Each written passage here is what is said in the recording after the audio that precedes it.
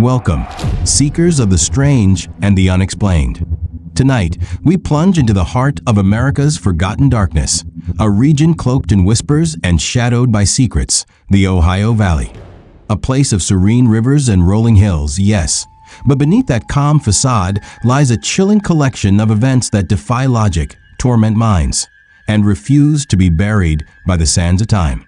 These are not just local legends. These are tangible threads of terror woven into the very fabric of history, unsolved riddles that still echo with fear. From spectral encounters to bizarre phenomena, the Ohio Valley holds a special, unsettling place in the annals of the unexplained. Prepare yourselves, for we are about to uncover the 5 most disturbing unsolved mysteries from this deceptively peaceful stretch of land. If you dare to venture further into the unknown with us, make sure to subscribe and ring that bell for more dark stories that mainstream media refuses to touch. Mystery 1. The Circleville Letters. Our journey into the valley's darkness begins not in a haunted forest or an ancient cemetery, but in the small, unassuming town of Circleville, Ohio.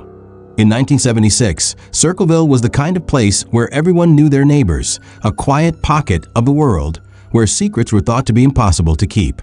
But one secret, born of malice and delivered in anonymous ink, would unravel the town's tranquility and lead to a spiral of paranoia and death. The nightmare began for Mary Gillespie, a local school bus driver.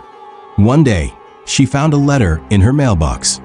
It was crudely written, with blocky letters and no return address. The message was venomous, accusing her of having an affair with the school superintendent. It was a vile piece of gossip, but the writer did not stop there. The letter warned her to end the affair, or her life would be exposed to the entire town. Mary, terrified and confused, tried to ignore it. But more letters came, not just to her, but to her husband, Ron, as well. Soon, the poison spread. Letters were sent to their relatives, their neighbors, even the school where she worked. The anonymous writer knew intimate details of their lives, twisting them into sinister threats. The torment escalated beyond the mailbox. Crude signs began appearing along Mary's bus route, repeating the ugly accusations for all to see, for the children on her bus to whisper about. Circleville was no longer a safe haven. It was a town of watching eyes and pointing fingers, all orchestrated by a phantom scribe. Ron Gillespie, driven to the edge by the relentless harassment of his wife, became obsessed with unmasking the writer. He believed he knew who it was, but he could not prove it. The strain on their marriage and their sanity was immense. Then, on a fateful evening in August 1977, the phone rang. Ron answered. After a brief, heated conversation, he grabbed his pistol, stormed out of the house, and drove off into the night. He would never return. A few hours later, his car was found crashed into a tree. Ron was dead. At first, authorities ruled it an accident, a tragic result of a man driven past his breaking point. But the investigation uncovered something chilling. The pistol Ron had taken with him had been fired once. Yet, there was no sign of another vehicle, no evidence of a struggle. The coroner insisted the crash was accidental, but the community whispered a darker word, murder. Had Ron confronted the letter writer, only to be silenced forever? The letters did not stop with Ron's death. They continued, now mocking his demise and intensifying their focus on Mary. The town lived in fear, wondering who among them was the source of this venom. The investigation eventually centered on Paul Freshour, Mary's own brother-in-law.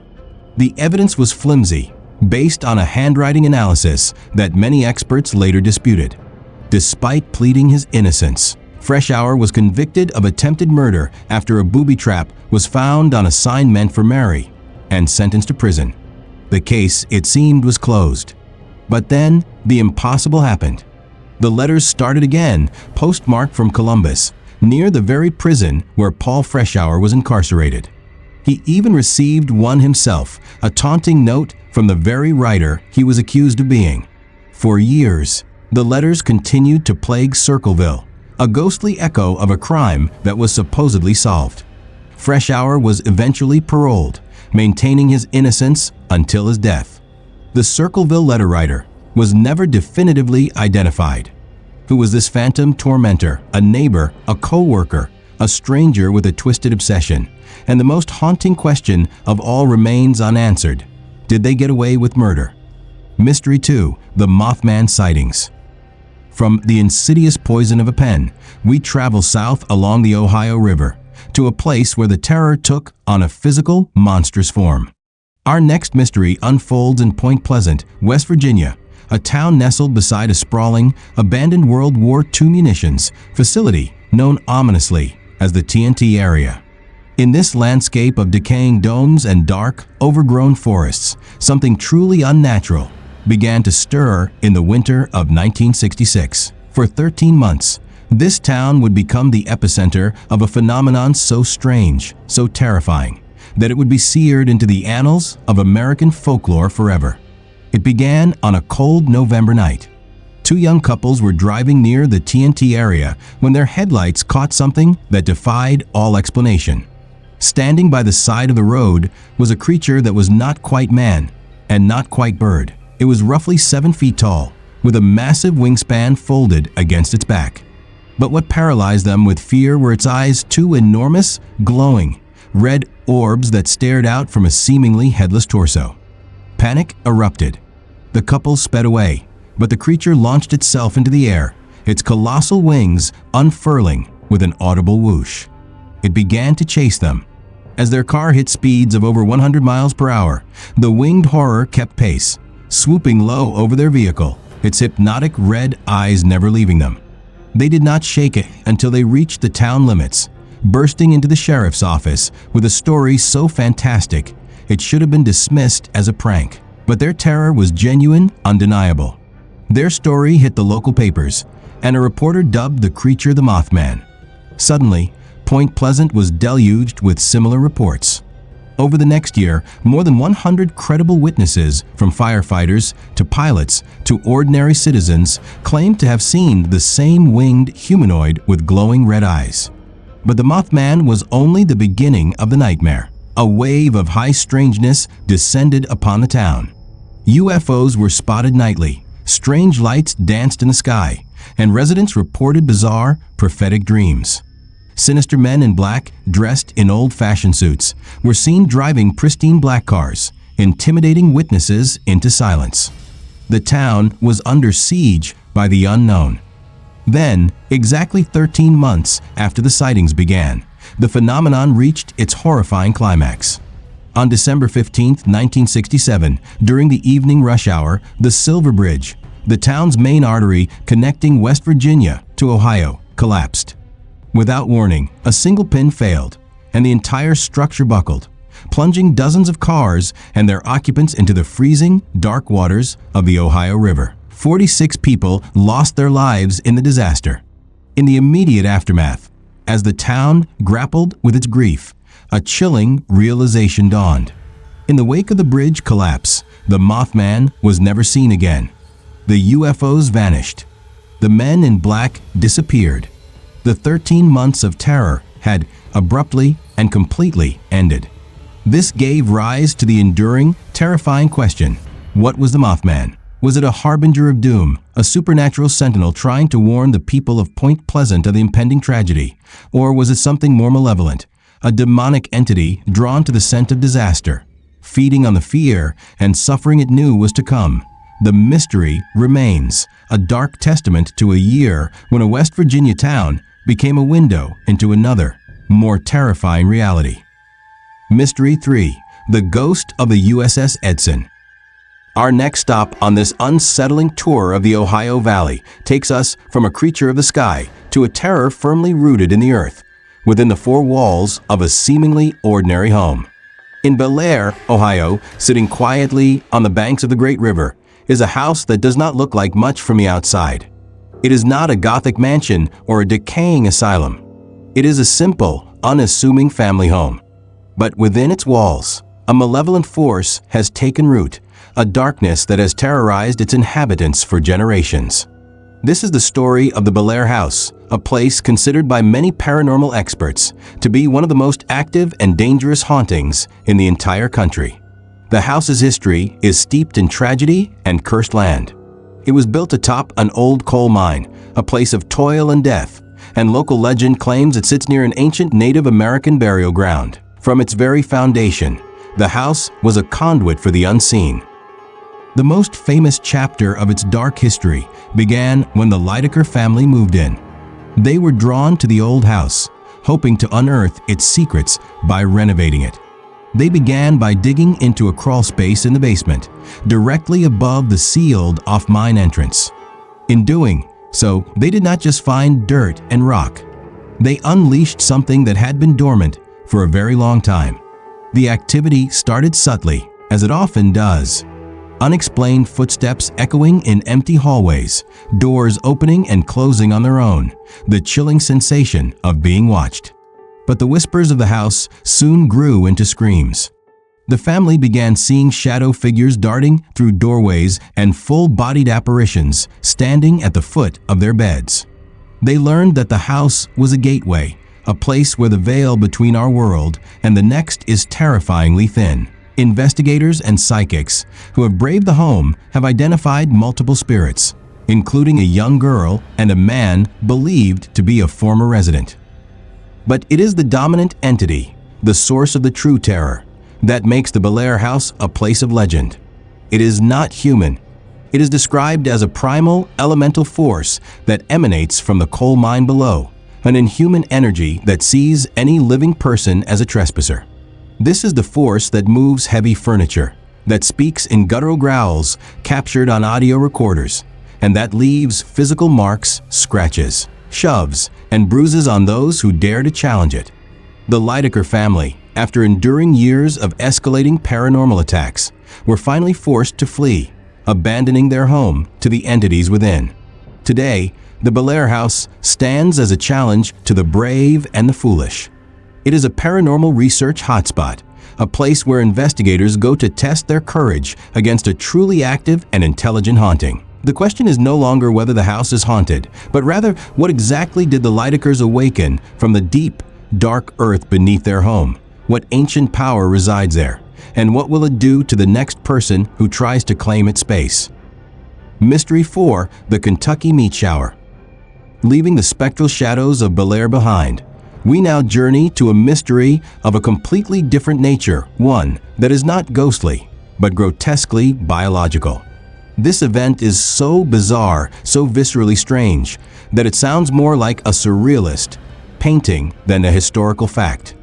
We travel to Bath County, Kentucky, on a seemingly ordinary day, March 3, 1876. The sky was clear and cloudless. A farmer's wife, a Mrs. Crouch, was outside on her property making soap. What happened next is one of the most baffling and repulsive occurrences ever recorded. Without any warning, without a sound, things began to fall from the sky. Not rain, not hail, but flakes of what appeared to be fresh, raw meat. For several minutes, the sky rained flesh onto her yard, covering a patch of ground roughly the size of a football field. The pieces ranged in size from small, bloody snowflakes to chunks several inches square. Imagine the sheer, disorienting horror of that moment. Stunned and terrified, Mrs. Crouch and her husband watched as this grotesque shower ended as suddenly as it began. Word of the phenomenon spread like wildfire. Locals, reporters, and men of science flocked to the Crouch farm to witness the aftermath. The ground was littered with the strange, fleshy substance. Two brave, or perhaps foolish, gentlemen who arrived on the scene decided to taste it, later reporting that it resembled mutton or venison. Samples of the mysterious celestial meat were carefully collected and sent off to scientific institutions across the country for analysis, with everyone hoping for a rational, simple explanation. But a simple explanation never came. The scientific community was completely stumped. Initial analyses of the samples yielded baffling and contradictory results. One report claimed it was lung tissue from a horse. Another identified it as cartilage. A third and most disturbing analysis from the Newark Scientific Association concluded that several of the samples were lung tissue, not from a horse, but from a human infant. The most widely accepted theory, then and now, is also the most bizarre.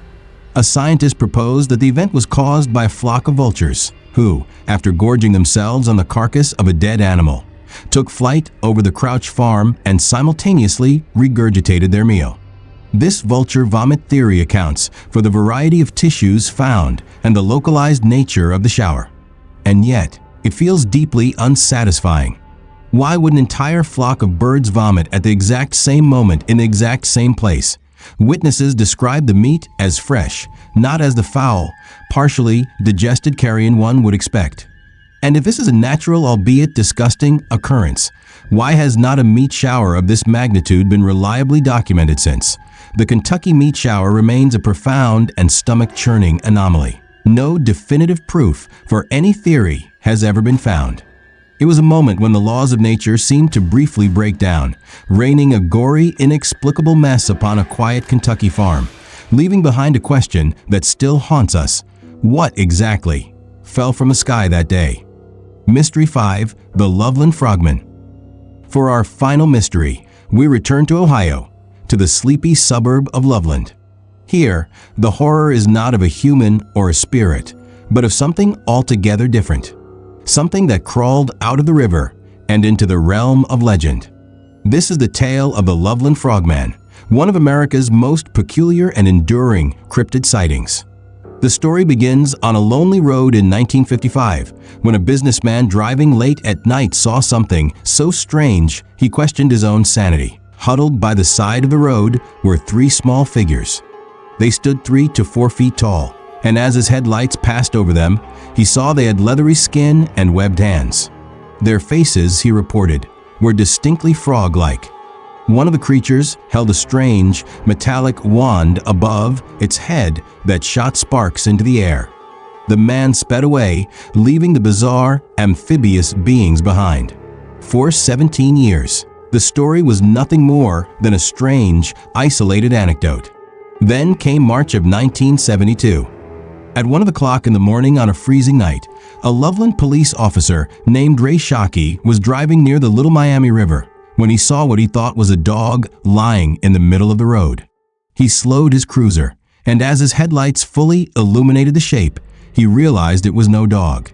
Crouched in the road like a frog about to leap was a creature unlike anything he had ever seen. It was 3 to 4 feet tall with tough, leathery skin and the face of a frog or a lizard. The creature stared back at him for a moment with wide eyes before it quickly scrambled to its feet, hopped over the guardrail, and disappeared down the embankment toward the river. Shockey, a trained observer and a respected officer of the law, was shaken. He had not seen an animal. He had seen a monster. Just 2 weeks later, the creature appeared again. This time, it was spotted by another officer, Mark Matthews. Responding to a call about an animal on the road in the very same area, Matthews saw the creature lying in the street. Thinking it might be the same one Shockey saw, possibly injured, he got out of his car. As he approached, the thing stood up on 2 legs.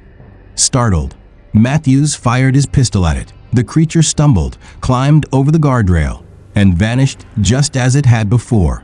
Later, an investigation of the scene found distinct scrape marks on the guardrail where the creature had made its escape. For a time, the story was a sensation. 2 police officers had seen and interacted with an unidentifiable bipedal creature. But then, years later, a strange twist was added to the tale. Officer Matthews reportedly recanted his story, claiming what he saw was not a monster, but simply a large pet iguana that was missing its tail. He said he had not shot the creature, but had shot at it only to scare it off the road. But this explanation has always felt thin. Could 2 separate, trained police officers mistake a lizard for a 4-foot-tall, upright frog creature? Was the retraction a genuine clarification, or was it an attempt to put an end to the ridicule and media attention that followed him for years? Today, the Loveland Frogman is a local legend, a quirky and creepy piece of Ohio folklore. But the question remains, Was it all just a case of mistaken identity? Or for a brief time, did a strange, amphibious humanoid haunt the riverbanks of Loveland, Ohio? A phantom scribe tormenting a town. A winged omen preceding a catastrophe. A malevolent force dwelling within a home. A grotesque shower from a clear blue sky. And a frog-like creature haunting a riverbank. The Ohio Valley is more than just a place on a map. It is a tapestry woven with threads of the bizarre, the terrifying, and the profoundly unsolved. Each of these stories, as different as they are, serves as a chilling reminder that just beneath the surface of our quiet, everyday world lies a realm of impenetrable mystery. These are not just campfire tales. They are documented events with credible witnesses and lingering evidence that have baffled investigators and haunted communities for decades. They represent the cracks in our reality, moments in history where logic fails and the impossible bleeds through. They prove that no matter how much we think we know, there will always be dark corners of the world that defy explanation. What is it about this region that makes it such a fertile ground for the strange? Is it mere coincidence? Or is there some hidden energy in the rolling hills and flowing water of the Ohio Valley that acts as a magnet for the unknown? These 5 mysteries are only the beginning, a glimpse into the valley's deep and unsettling soul. We are left with questions that have no answers, and a lingering sense of unease that will follow us long after the stories have ended. What do you think is the most terrifying mystery from the Ohio Valley? And what dark secrets do you think are still waiting to be uncovered there? Leave your thoughts and your own local legends in the comments below.